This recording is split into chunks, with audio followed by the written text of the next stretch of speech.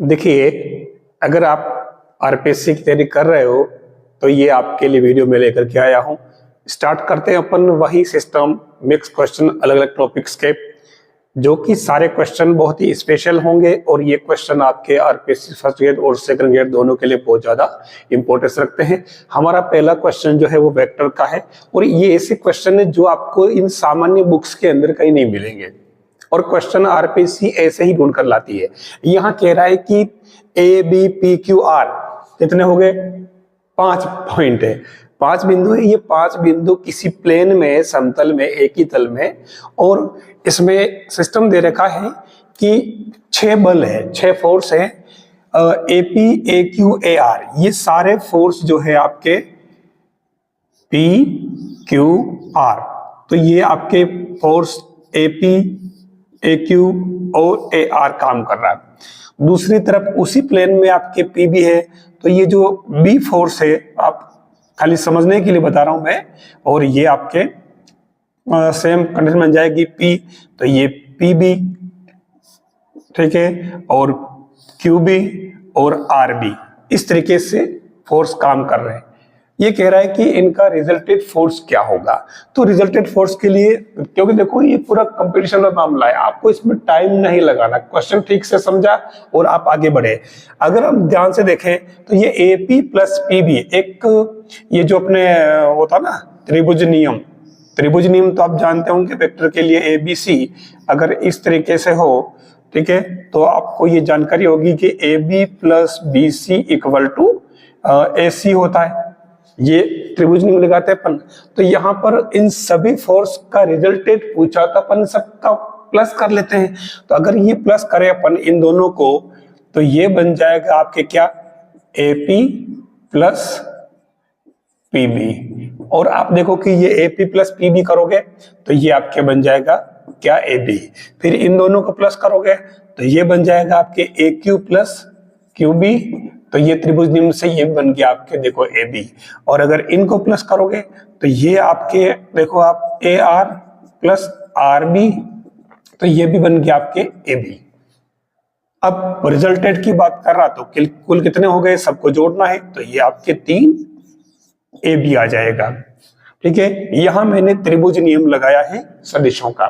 तो इस तरीके से आप रिजल्टेड आंसर निकाल सकते हो। ज्यादा लंबा चौड़ा कुछ भी नहीं है, सामान्यतः इसने केवल त्रिभुज नियम लगाया है बलों के लिए, कोई विशेष बात नहीं।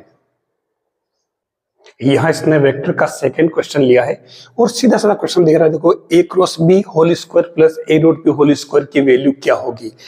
क्वेश्चन सिंपल है, लेकिन हमें पहले इनके जानकारी होनी चाहिए कि क्रॉस प्रोडक्ट होता क्या है। जैसे अगर आपके पास में कोई एक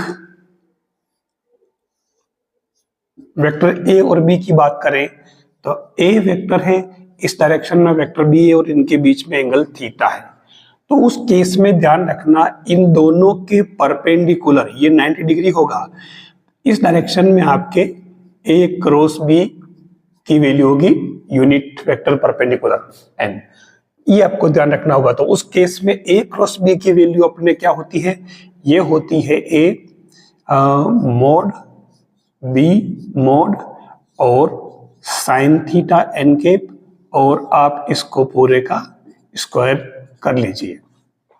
सेम ऐसे ही अगर सेकंड वाले की बात करोगे तो ए डॉट बी क्या होता, ए डॉट बी में आपके जो 2 वेक्टर होते हैं ए और बी, ये वेक्टर ए वेक्टर बी, इनके बीच में एंगल थीटा, तो उस कंडीशन में आपके ये ए डॉट बी जो बनता है वो आपके mod of A mod of B cos theta बन जाता है। तो सीधे सी आप यहाँ पर भी यही काम कर लें, mod of A mod of B और ये कोस थीटा और इसका होल स्क्वायर। तो उस केस में आप देखो ये बन जाएगा ए स्क्वायर, भले आप ऐसे लिख दो मोड में ही, ए स्क्वायर बी स्क्वायर, और अंदर बच जाएगा आपके क्या, sine square plus cos square. तो आप देख लो ये फाइनली बन रहा है जो है आपके, भले आप इसी रूप में लिखो और भले आप इस रूप में लिखो, तरीका वैसे इसका ये रहेगा, इस तरीके से लिखने का। ये आपके इसमें वैल्यू आ जाएगी इसकी, और ये इसने पूछा है। देखो आप, हमें खाली जनरल बेसिक चीजें ध्यान में रखनी है, हमारा आंसर सही आ जाएगा। अगला क्वेश्चन जो आ रहा है वो ट्रिग्नोमेट्री का। अब देखिए यह दे रखा tan a equal to n upon n plus 1 और tan b equal to 1 upon 2n plus 1। आपको पूछा है कि tan a प्लस b की वैल्यू क्या होगी। क्वेश्चन सीधा है, कोई बड़ी बात नहीं, लेकिन यहाँ क्या है कि हमें समय बचाना है, हमें इसकी वैल्यू निकालनी है। तो हमें पहले से काम करें, इसका फॉर्मूला अप्लाई कर ही लेते हैं। फॉर्मूला तो आप भी अप्लाई करोगे, tan a plus tan b और 1 minus tan a tan b। अब आपको ये वैल्यू इसमें पुट नहीं करनी, बहुत ध्यान रखना है। हम एक काम करते हैं, इसमें n इक्वल टू अगर 1 ले लें तो आपके tan a तो क्या बन जाएगा 1/2 और इसमें आपके tan b क्या बन जाएगा 1/3। ये तरीका आप ध्यान रखें हमेशा। अब इसमें वैल्यू पुट कर लें आप, तो tan a आपके क्या था 1/2 1/3 1 माइनस 1/2 1/3। तो ये बन जाएगा, एलसीएम ले लो तो ये 3 यानी कि ऊपर तो हो जाएगा 5/6 और नीचे आप देखो 1 माइनस 1/6 तो ये 5/6 और 6 में से गया तो नीचे भी 5/6, तो आंसर कितना आ गया 1। ऐसे तो आपको इस तरीके से कोई वैल्यू लेकर के इन्हें सिंप्लीफाई करना चाहिए। एन एम कुछ भी दे रखा हो तो उसको लेके नहीं घूमना, हमारा समय इससे बच जाएगा और आंसर भी जल्दी आ जाएंगे और करेक्ट भी आएंगे। अगला क्वेश्चन आपके ट्रिग्नोमेट्री का देखो, बहुत ही प्यारा क्वेश्चन है। ये कह रहा है कि a equal to sine square X plus cos 4x for every x belongs to real number. a की वैल्यू की रेंज क्या होगी, ये किस किस के बीच में होगा, जो ऑप्शन दे रखा है उसके अकॉर्डिंग। तो आप इसको खाली सेट कर ले। देखिए a equal to 1 minus cos square X plus cos 4x और फिर इसको सेट करें तो ये उत्तरोत्तर में जमा लो कोस स्क्वायर एक्स।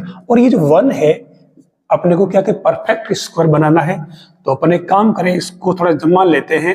कैसे भी सेट कर सकते हैं अपन, तो 1/4 प्लस 3/4 हो जाएगा। तो ये आपके a इक्वल टू क्या बन गया, देखो cos square X minus half whole square plus 3/4।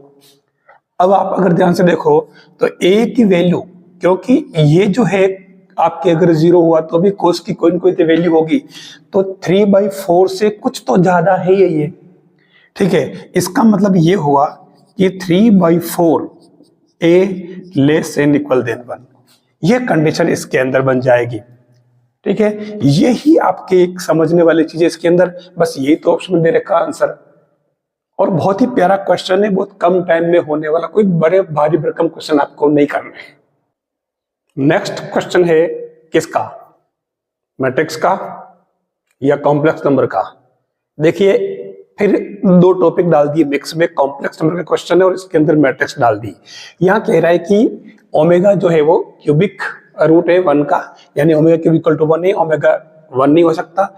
और H एक मैट्रिक्स दे रखी है, कह रहा है कि H70 की वैल्यू क्या होगी। अब यहाँ कुछ नहीं, जो प्रॉपर्टी अपन जानते हैं उनको यूज करना है। हम एक काम करते हैं, सबसे पहले एच स्क्वायर निकालते हैं इसमें। तो एच स्क्वायर निकालने के लिए क्या करना पड़ेगा, ओमेगा ओमेगा 0 और 0 ओमेगा और 2 मैट्रिक्स का अपन मल्टीप्लाई करेंगे। मैट्रिक्स मल्टीप्लिकेशन तो आपको आता ही होगा, तो ये बन जाएगा आपके matrix omega square 0 0 omega square. अगर क्यूब करोगे तो यहाँ क्यूब क्यूब आ जाएगा। तो अपन लगाते हैं ना गणितीय आगमन, तो गणितीय आगमन का मीन यही होता है ओमेगा पावर के 0 0 और ओमेगा पावर के। और अगर यहाँ पर अपन के प्लस 1 करेंगे तो सेम कंडीशन बन जाएगी के प्लस 1 0 0 ओमेगा के प्लस 1। इसका मतलब ये हो गया कि H70 की वैल्यू जो होगी वो आपके सीधी सीधी ओमेगा पावर 70 0 और 0 ओमेगा पावर 70 बन जाएगा। अब एक सेट कर लेते हैं इसको, कैसे, ये 70 है तो मैं इसको ओमेगा और ओमेगा 69 लिख लूं, 0 और ओमेगा ओमेगा पावर 69, ठीक है। तो ये 23 या 69 हो रहा है, तो इसको ओमेगा क्यूब 1 कर दो तो ये तो 1 हो जाएगा। तो आपके क्या बना, ये इधर ले आओ नीचे, तो ये बन गया आपके ओमेगा 0 0 ओमेगा, यानी कि आपकी जो मैट्रिक्स थी वही मैट्रिक्स फिर से आ गई, तो यही आपका आंसर हो जाएगा। नेक्स्ट अपन चलते हैं कॉम्प्लेक्स नंबर के अंदर, अगला वाला क्वेश्चन। देखिए, आप भले कमेंट करो या न करो, ये तो आप खुद जान रहे हो कि ये क्वेश्चन वास्तव में बहुत ही अच्छे क्वेश्चन है। क्वेश्चन भले ही इमेजिनरी पार्ट का है, इमेजिनरी का है, लेकिन इंपॉर्टेंस इसकी रियल है, वास्तविक है, ठीक है ना। और इसीलिए इस क्वेश्चन में आप देखिए, कह रहा है कि alpha beta belongs to R, real number, और जेड कॉम्प्लेक्स नंबर है, और एक इक्वेशन दे रखी है Z square plus alpha Z plus beta equal to 0, और इसमें इसने क्या कहा, real part of Z equal to 1 है, ठीक है ना। और 1 अपन जानते हैं कि प्रोबेबिलिटी के अंदर किसी की प्रायिकता अगर 1 हो तो क्या होता, वो घटना निश्चित रूप से घटती है। यहाँ ये क्वेश्चन निश्चित रूप से आने की संभावना है, ठीक है। अब और 1 हो गया तो आएगा ही। अब यहां देखिए, क्योंकि रियल पार्ट ऑफ जेड अपने काम करते हैं, जेड इक्वल टू ले लेते हैं x प्लस आयोटा वाई, ठीक है। अब यहां कह रहा है कि real part of Z equal to 1, इसका मतलब रियल पार्ट तो x हुआ, तो x इक्वल टू 1 हो गया, ठीक है। तो उस केस में आपके ये जेड इक्वल टू क्या हो गया, 1 प्लस आयोटा वाई। अब इसके दो मूल है, तो अपन दूसरा मूल मान लेते हैं 1 माइनस आयोटा वाई, ठीक है। अब अपन मूलों का गुणनफल लेते हैं इनका, क्योंकि बीटा की फॉर्म में पूछा है, ठीक है ना। तो प्रोडक्ट क्या हो जाएगा, मूलों का गुणनफल वो हो जाएगा C/A, यानी कि बीटा।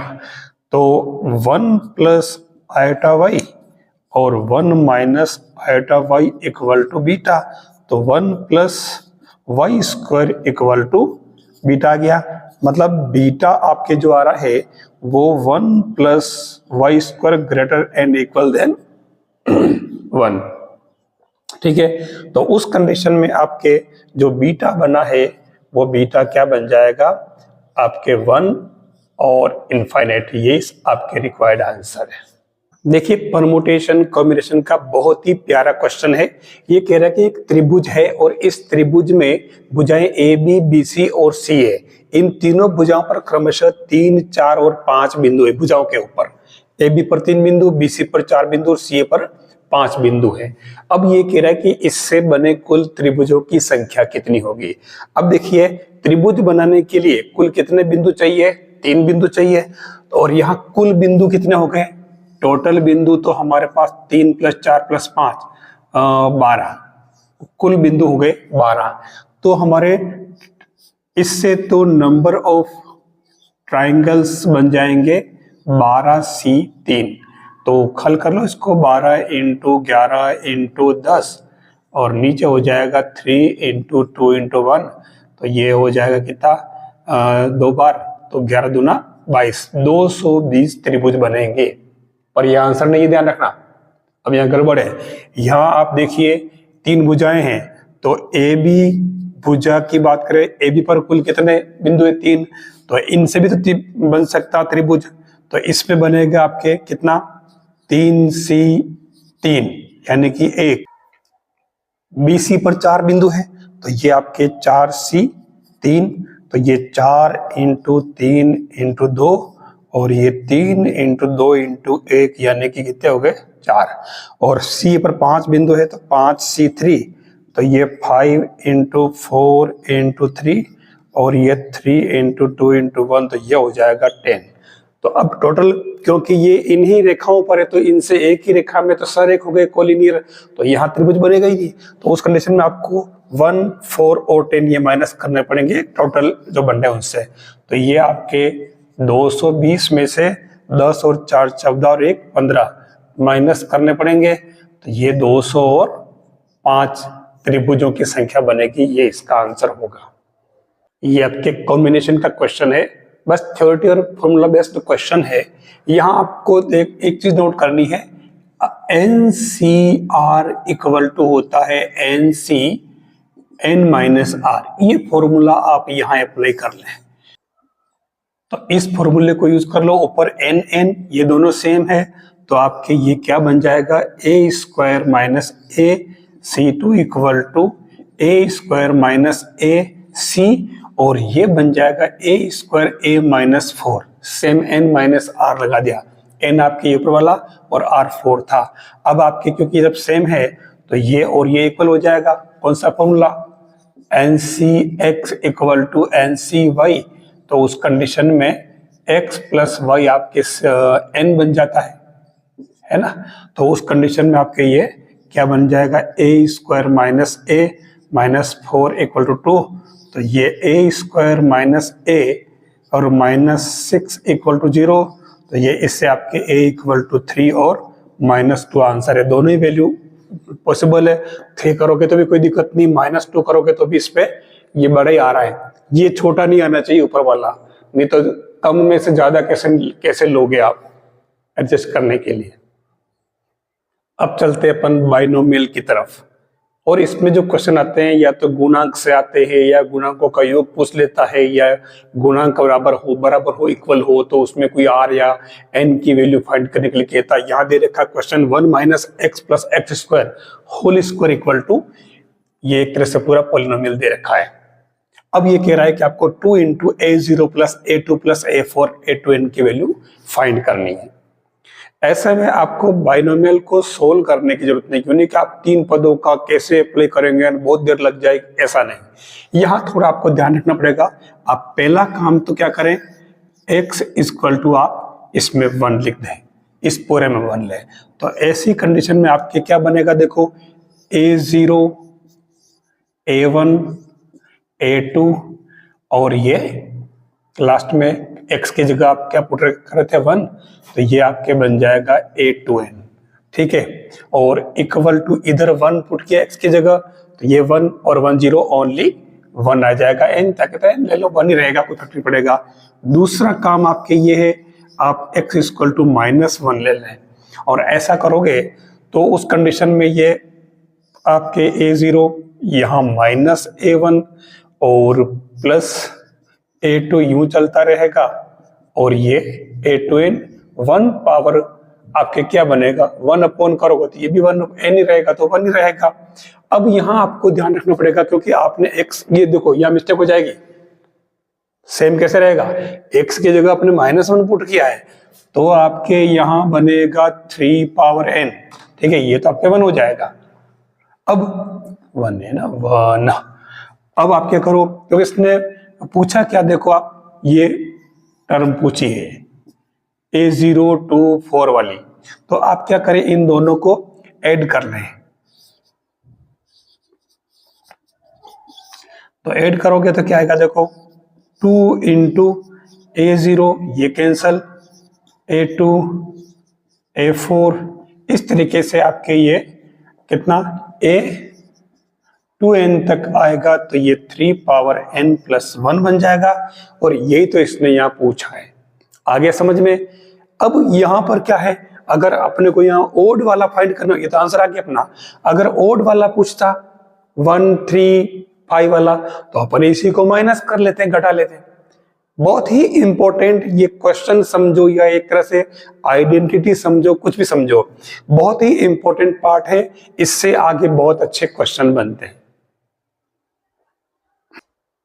देखिए इसमें अलग तरह का क्वेश्चन पूछा फिर से।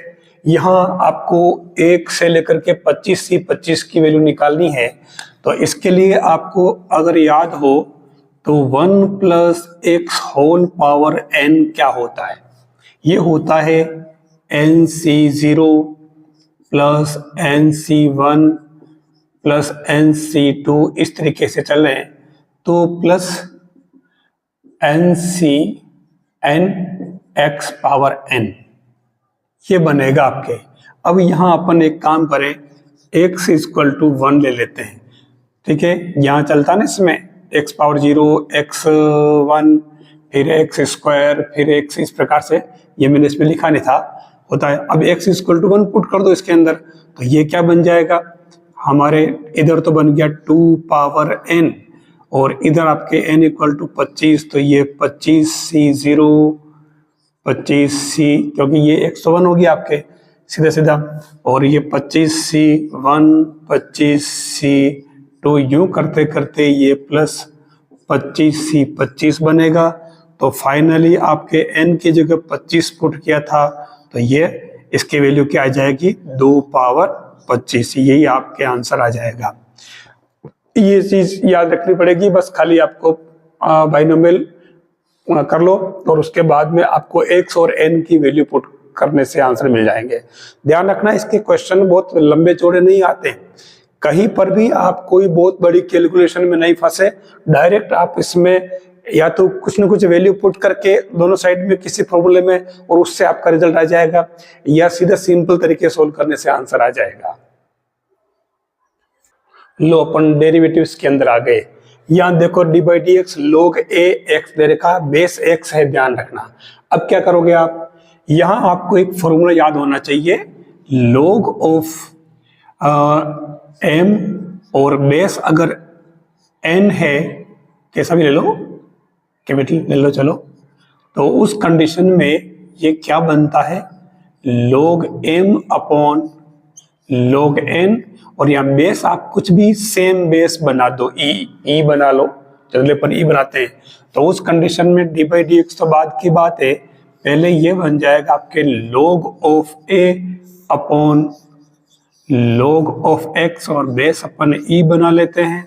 अब इसका डी बाई डी एक्स निकालना है, तो क्या करोगे आप, देखो log a जो दे रखा है वो तो आपके कांस्टेंट है, और 1 अपॉन log x की निकालनी है डेरिवेटिव्स, तो d बाई डी एक्स क्या बन जाएगा, ये log ऑफ a, और 1 अपॉन x का होता है -1 अपॉन x स्क्वायर, यानी log ऑफ x का होल स्क्वायर, और log x का एक बार और करेंगे तो 1 अपॉन x।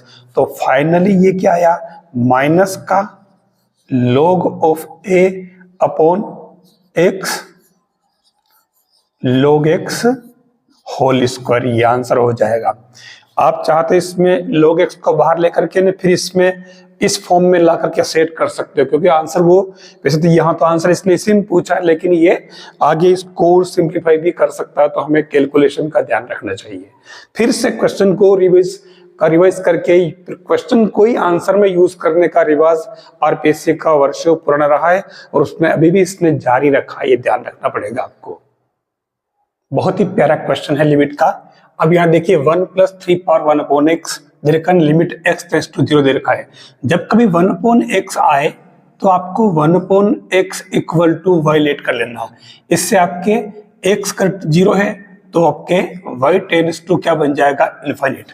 तो अब इसमें बन जाएगा limit y tends to infinite, और 1 + 3 पावर क्या बन गया आपके y अपॉन 1 - 3 पावर y। अब आपको याद हो तो a पावर x का विस्तार अगर अपन करें तो 1 + x log a plus x square upon factorial 2 log a whole square, इस तरीके से चलता है। तो यहां आपके क्या बन जाएगा, लिमिट अपनी जगह देखिए 1 अपनी जगह प्लस और 3 यानी कि 1 + y log 3 plus Y square, इस तरीके से चलता रहेगा, अपॉन फैक्टोरियल 2 और log 3, इस तरीके से ये चलता रहेगा। और सेम कंडीशन नीचे बनेगी माइनस में, तो 1 - y log 3 plus Y square. अच्छा इसमें माइनस में है तो सेम माइनस में चल रहा है ना पूरा, कोई दिक्कत नहीं, फैक्टोरियल 2, और इसमें 1 + 1 माइनस चलता है, तो ये log 2 माइनस में चलता रहेगा।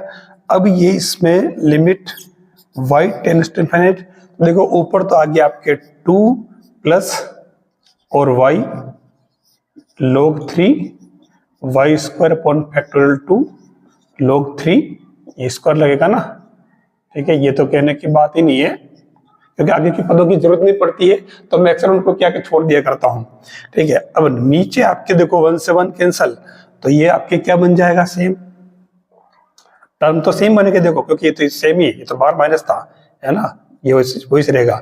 तो ऐसी कंडीशन में नीचे 1 से 1 कैंसल। अब नीचे से मैं माइनस अगर कॉमन ले लूं बाहर, तो उस कंडीशन में ये क्या बनेगा आपके, ये बन जाएगा y log 3 plus Y square upon factorial 2 log 2, यानी ये 2 वाला 2 ही रहेगा, होल स्क्वायर यूं चलता रहेगा। तो इससे फाइनली क्या बनेगा, देखो limit y tends to infinity, और ये -2 अपॉन ये टर्म तो पूरी y के साथ चलेगी, ठीक है, और -1 बचेगा। तो देखो y टेंड्स टू इंफिनिटी है, तो इसमें ये टर्म तो पूरी क्या बन गई 0, और आंसर अब क्या आ जाएगा -1। बस ये इसका तरीका है, फॉर्मूला ध्यान में रखो और क्वेश्चन सेट हो जाएगा। जब कभी 1/x से लिमिट इंफिनिटी आए तो उसको 1 में कन्वर्ट करके लिमिट को वहां पे 0 या इंफिनिट में कन्वर्ट करने की कोशिश करें, जिस रूप में वो सेट होता हो। अगला जो क्वेश्चन है वो सर्कल का है, और यहाँ क्या कह रहा है कि एक C1 सर्कल दे रखा आपके ये, और C2 सर्कल ऐसा है जिसकी रेडियस तो है आपके 5, और ये एक्सटर्नली स्पर्श करते हैं एक दूसरे को, ठीक है। और एक इसमें जो बिंदु है वो बिंदु P उसके 5 पर स्पर्श करते हैं।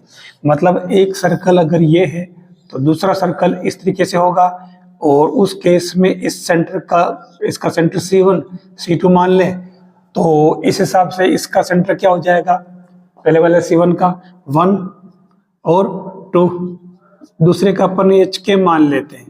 अच्छा रेडियस देख लो आप, दोनों की 5 हो जाएगी, इसकी 5 दे रखी, आप इसकी भी निकाल लो, पहले वाले की R1, तो ये G² plus F² minus C, तो ये प्लस का 20, तो ये हो जाएगा 5, देख लो। अब हमारे पास सीधा सा, क्योंकि ये मध्य बिंदु आ गया P, तो उस केस में आपके ये क्या बन जाएगा 1 प्लस H/2 इक्वल टू 5, और 2 प्लस K/2 इक्वल टू भी 5। तो ये H इक्वल टू क्या आ गया 5 दूनी 10 यानी कि 9, और K इक्वल 10 यानी कि 8, तो 8, ठीक है। तो आपके पास में रेडियस इसकी दे रखी है, तो सर्कल क्या बन जाएगा x minus H whole square 9 का होल स्क्वायर, और y minus 8 whole square equal to radius इसकी कितनी 5, तो ये 25, तो ये बन जाएगा x² plus y² 18x 16y, और ये कितना 81 और 64, इसको प्लस कर लो दोनों को 5, और ये 8 और 6 14 25, 0 14 में से 2 गए तो कितने बच रहे 12, ठीक है। तो ये आपके 120 आंसर हो जाएगा। ये प्लस के है तो प्लस का ही होगा।